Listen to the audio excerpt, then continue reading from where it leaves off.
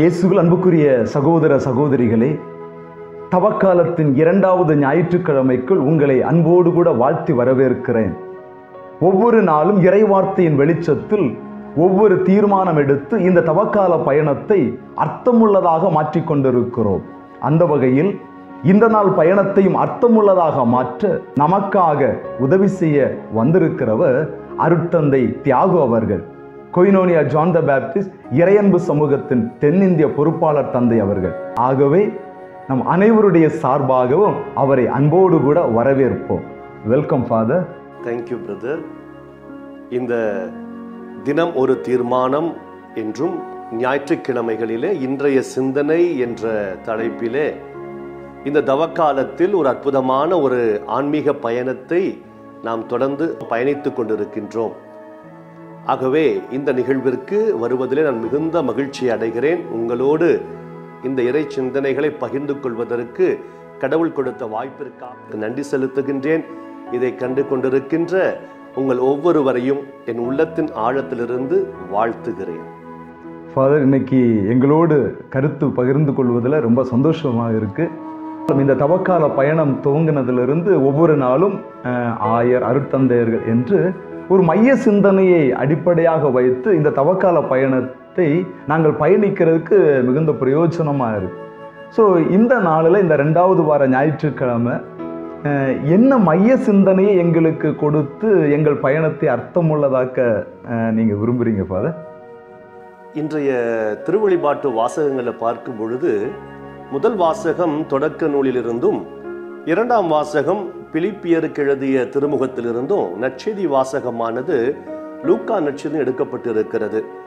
இந்த இறை வார்த்தைகள் எல்லாம் நாம் இணைத்து பார்க்கிற பொழுது எனக்குள் ஏற்பட்ட ஒரே ஒரு சிந்தனை மாற்றம் என்கிற சிந்தனை. ஆகவே இந்த நாளிலே கூட மாற்றம் என்ற தலைப்பிலே உங்கள் அனைவரோடும் பகிர்ந்து கொள்ள நான் விரும்புகிறேன். மாற்றம் என்கிற தலைப்பை கேட்குற பொழுது ரொம்ப சந்தோஷமாக இருக்குது ஃபாதர். ஏன்னா தவக்காலம் என்றாலே மாற்றம், அதன் அடிப்படையில் தான் எல்லா நிகழ்வுகளும் அமைகிறது. ஸோ அந்த வகையில் இந்த நாள் இந்த 2வது வார ஞாயிற்றுக்கிழமை மாற்றம் என்கிற தலைப்பில் நாங்கள் உங்களுடைய பகிர்வை கேட்க ஆவலோடு இருக்கிறோம். நீங்கள் உங்கள் பகிர்வை பகிர்ந்து கொள்ளலாம் ஃபாதர். அன்புக்குரிய இறைமக்களே, மாற்றம் என்ற தலைப்பிலே இந்த நாள் இறைவார்த்தைகளை நாம் சிந்திக்க கடவுள் நமக்கு ஒரு அற்புதமான வாய்ப்பை கொடுத்திருக்கிறார். சகோதரர் சொன்னது போல இந்த தவக்காலம் என்பதே மாற்றம் என்ற தலைப்பின் அடிப்படையில் தான் நாம் சென்று கொண்டிருக்கிறோம். குறிப்பாக கடந்த வாரத்தில், அதாவது தவக்காலத்தினுடைய 1ஆம் ஞாயிறிலே நற்செய்தி வாசகத்திலே நாம் தியானத்தை மேற்கொண்டோம். என்னவென்று சொன்னால், பாலை நிலத்திலே இயேசு சோதிக்கப்பட்ட அந்த நிகழ்வை குறித்து நாம் சிந்தித்தோம். கடந்த வாரம் இயேசு பாலை நிலத்திலே சோதனைகளை அவர் சந்தித்தார், அந்த சோதனைகளை மேற்கொண்டார் என்று நாம் பார்த்தோம். இந்த வாரம் நற்செய்தி வாசகமானது இயேசுவினுடைய மலையை நோக்கிய பயணத்தை குறித்து நம்ம தியானிக்கிறோம்.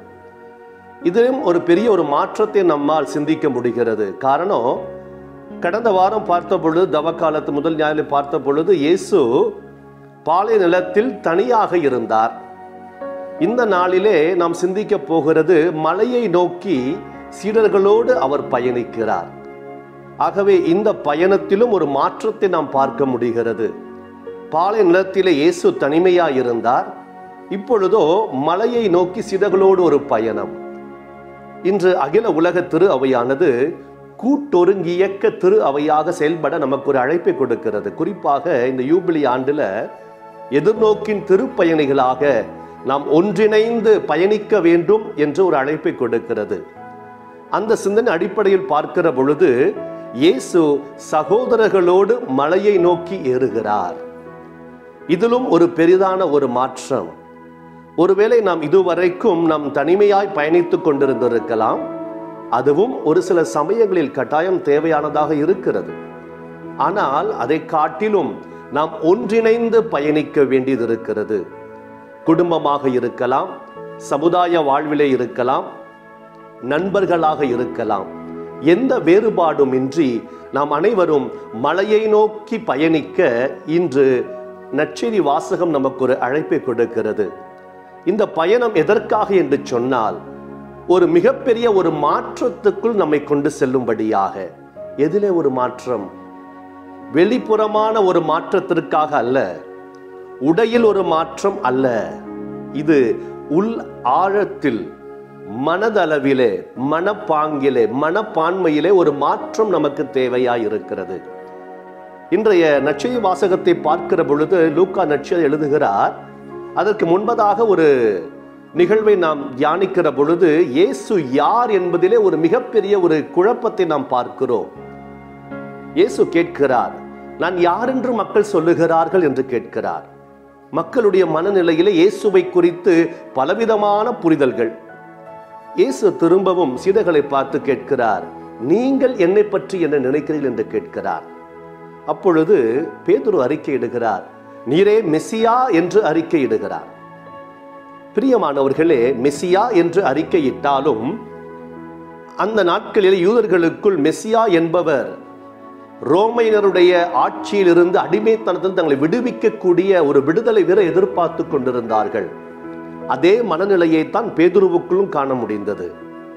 பிற்பாடு இயேசு சொல்லுகிறார், மானிட மகன் கொல்லப்படும்படி ஒப்புவிக்கப்பட போகிறார் என்று தன்னுடைய பாடுகளை குறித்து அவர் முன்னறிவிக்கிறார்.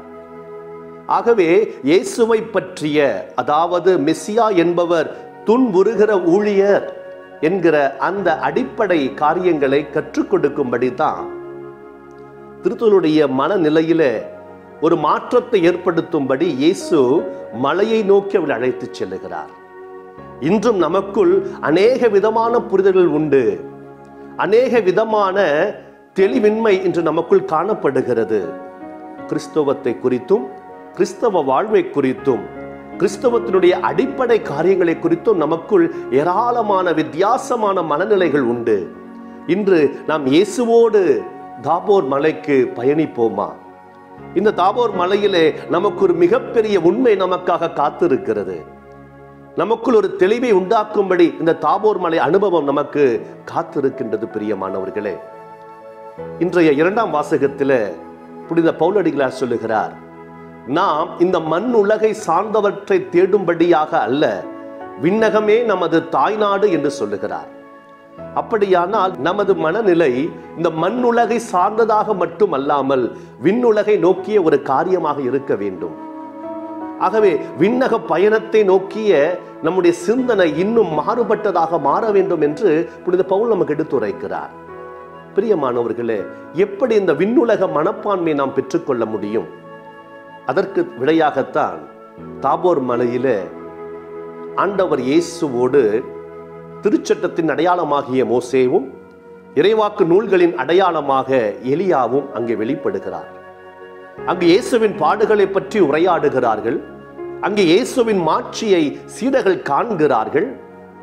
அப்பொழுது அவர்கள் தூக்க கலக்கமாய் இருந்தார்கள் என்று சொல்லப்பட்டிருக்கிறது. இன்றைக்கும் இந்த உலகம் நம்மை அநேக தூக்க கலக்கத்தினாலே நம்மை மூடி வைத்திருக்கிறது. அவர்கள் விழித்தெழுந்து பார்த்த பொழுது கடவுளுடைய மாட்சியை கண்டார்கள். இன்று நாம் விழித்தெழ வேண்டிய ஒரு நேரம் ஒன்று உண்டு பிரியமானவர்களே. தூக்க கலக்கத்தோடு அல்ல, விழித்தெழுந்து கடவுளுடைய மாட்சியை அறிந்து உணர்ந்து அனுபவிக்க இன்று நமக்கு ஒரு அழைப்பை ஆண்டவர் கொடுக்கிறார். விழித்தெழுந்த பொழுது பேதுரு சொல்லுகிறார், நாம 3 பேருக்கும் கூடாரங்களை கட்டுவோம் என்று சொல்லுகிறார். கூடாரங்களை கட்டிக்கொண்டு இருப்பதல்ல, நீங்கள் கட்ட வேண்டிய வேறொரு காரியம் உண்டு பிரியமானவர்களே. இன்று நாம் கட்ட வேண்டிய காரியங்கள் அநேகம் உண்டு. கூடாரங்களை அமைத்துக் கொண்டு தங்கும்படியாக அல்ல. அந்த நேரத்தில் வேறு எந்த ஒரு பதிலையும் இயேசு கொடுக்கவில்லை. மாறாக வானம் திறக்கப்படுகிறது.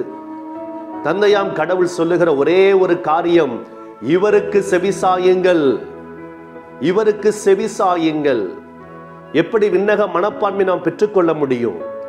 எப்படி இந்த விண்ணக பயணத்திலே நாம் நம்பிக்கையோடு இயேசுவை அடையாளம் கொண்டு நடக்க முடியும் என்று சொன்னால், நாம் அவருக்கு செவிசாய்க்க வேண்டும். அவருக்கு செவிசாய்ப்பது என்பது கடவுள் நமக்கு கொடுத்திருக்கிற கட்டளை. பிரியமானவர்களே, இயேசுவுக்கு செவிசாய்க்க வேண்டும், அவருடைய வார்த்தைகளுக்கு செவிசாய்க்க வேண்டும். இன்றைக்கு நம்முடைய செவிகளுக்கு ஏராளமான செய்திகள் உண்டு. நம்ம ஏமாற்றக்கூடிய செய்திகள் ஏராளமாக இருக்கிறது. அது மட்டுமல்ல, நம்மை ஈர்க்கக்கூடிய, நம்முடைய பாதைகளை மாற்றக்கூடிய எத்தனையோ சிந்தனைகளும் செய்திகளும் நாள்தோறும் வந்து கொண்டுதான் இருக்கிறது. ஆனால் ஆண்டவர் சொல்லுகிறார், அவருக்கு செவி சாய்க்கும்படி நமக்கு ஒரு அழைப்பை கொடுக்கிறார்.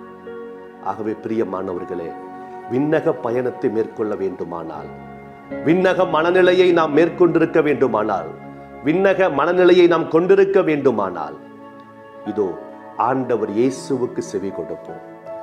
ஆண்டவர் இயேசு சொல்லுகின்ற காரியத்திற்கு நாம் செவி கொடுப்போம்.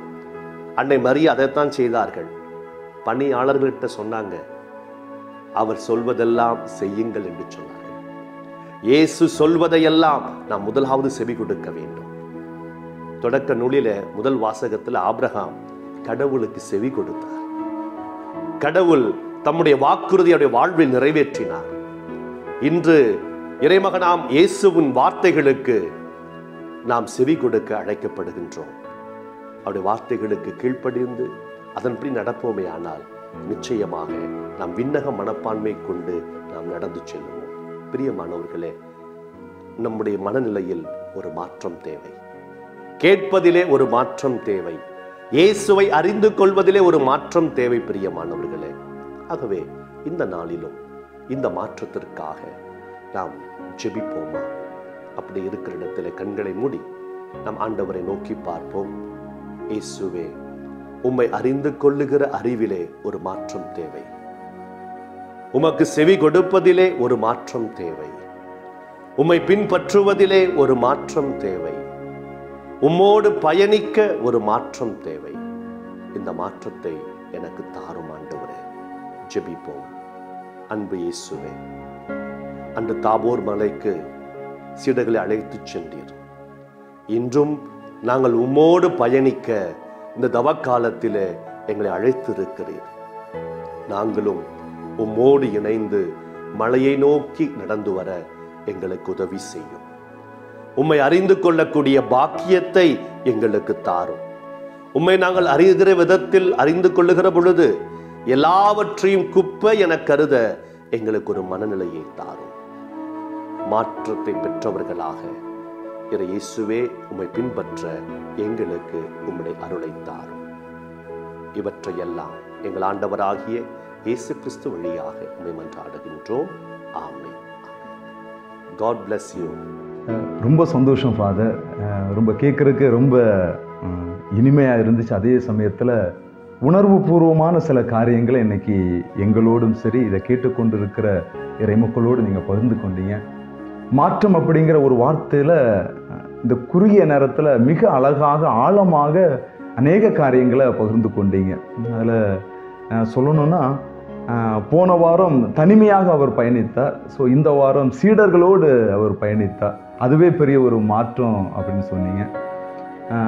அது இல்லாமல் மாற்றம் அப்படின்னாலே இன்னைக்கு தவக்காலம், நானும் சரி, மாற்றம் அப்படின்னாலே உடனே எடுத்துக்கொள்வது உணவு மாற்றம், ஆடை மாற்றம், இந்த மாதிரி மாற்றம். ஆனால் இன்றைய பகிர்விலிருந்து தெளிவாக விளங்கி கொள்ள முடிந்த ஒரு காரியம், மாற்றம் அப்படின்னா ஒன்று நம்முடைய மனநிலையில் மாற்றம், கேட்கிறதுல மாற்றம், அவரை புரிந்து கொள்ளுகிறதுல மாற்றம். ஸோ ரொம்ப அழகாக தெளிவாக இருந்துச்சு ஃபாதர் உங்கள் பகிர்வு. ஸோ இந்த நாளில் எங்கள் பயணத்தை அர்த்தமுள்ளதாக்க அற்புதமான ஒரு பகிர்வை கொடுத்த உங்களுக்கு எங்களுடைய மனமார்ந்த நன்றிகள் ஃபாதர். தேங்க்யூ. உங்களுக்கும் எனது நன்றிகளை தெரிவித்துக் கொள்கிறேன். இந்த அருமையான வாய்ப்பை கொடுத்ததற்காக உங்களுக்கும் எனது மனமார்ந்த நன்றிகள். Welcome father. இயேசுவில் பிரியமானவர்களே, அற்புதமான ஒரு இறை சிந்தனையை நாம் கேட்டோம். இன்றைய நாள் பயணத்திற்கு இது மிக பிரயோஜனமாக இருக்கும் என்று நான் நம்புகிறேன். இந்த சிந்தனையோடு இந்த மாற்றங்களை அனுபவிக்க இந்த நாள் பயணத்தை மேற்கொள்வோம். ஆண்டவர் உங்களை ஆசீர்வதிப்பார். ஆமென்.